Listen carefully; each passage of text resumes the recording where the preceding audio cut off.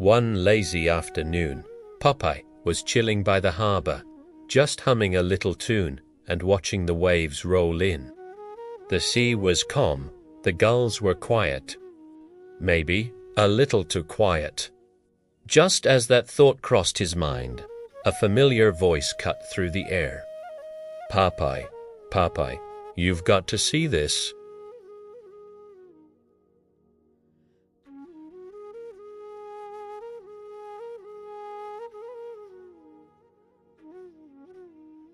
Popeye straightened up, taking the paper from her. His famous squint narrowed as he read the giant headline, "Strongest man test nitrogen, monoxide spinach allowed." He lowered the paper and raised a skeptical eyebrow. "No spinach," he muttered to himself. "Well, blow me down. That sounds fishy." His curiosity piqued.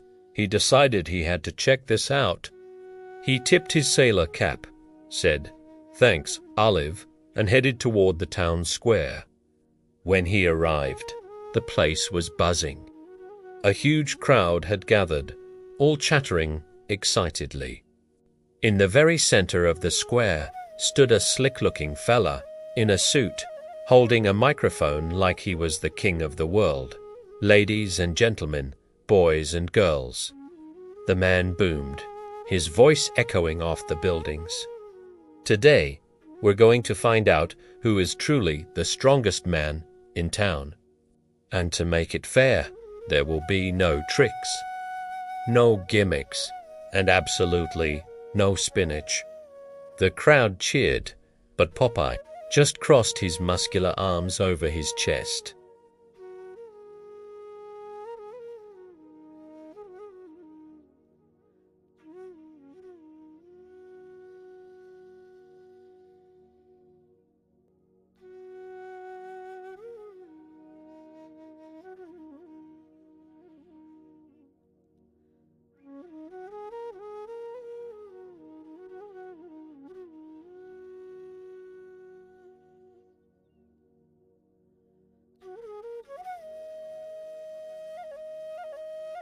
"The rules are simple," the announcer declared. "Lift this box, and you pass to the next round."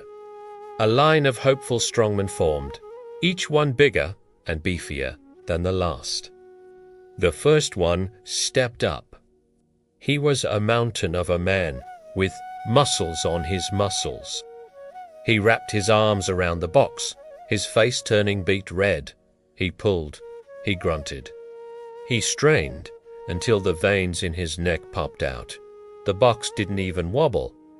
He stumbled back, defeated. One by one, they all tried. They pushed, they pulled, they heaved, and they groaned.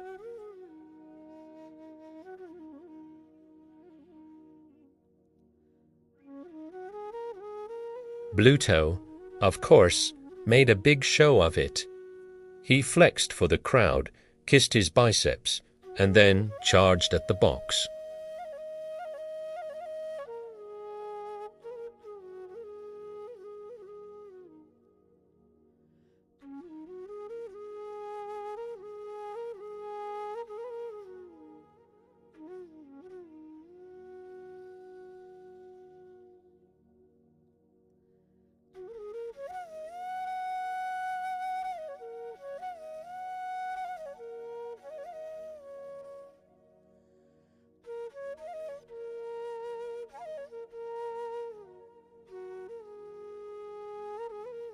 Not a budge.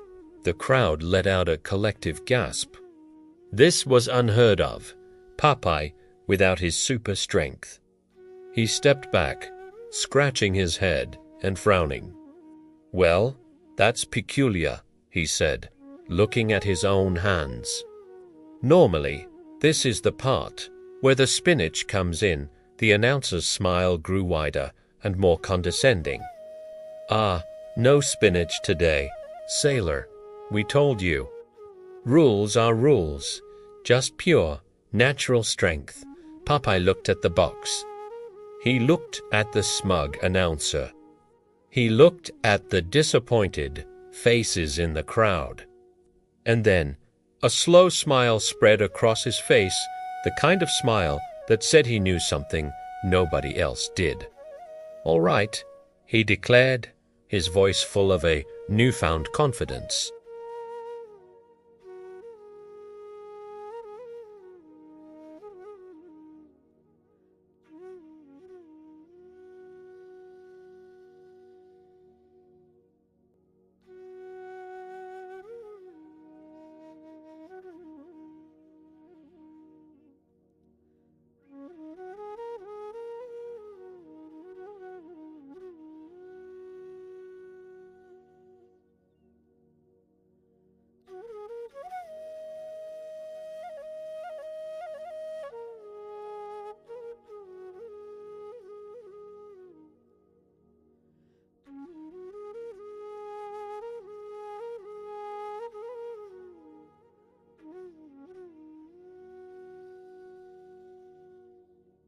Itadmov easily. For a moment, there was dead silence. The entire town square was frozen in shock. Then, one person started to clap, then another, and another, until the whole square erupted in thunderous applause. The announcer's jaw was on the floor. He stared at the toppled box, then back at Popeye, his face a mask of disbelief. But, you didn't lift it," he sputtered, pointing a shaking finger. Popeye calmly picked up his pipe and put it back in his mouth. "Yup," he said with a nod. "I did something better.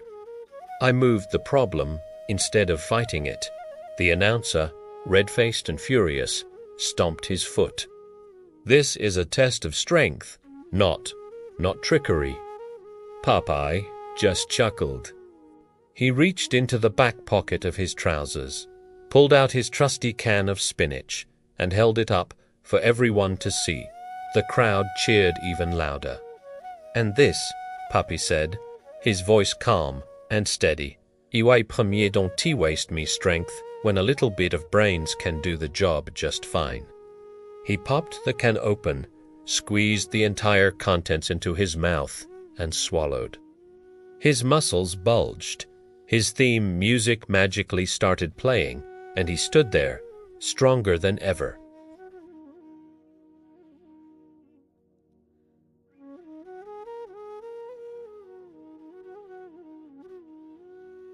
Thanks for watching.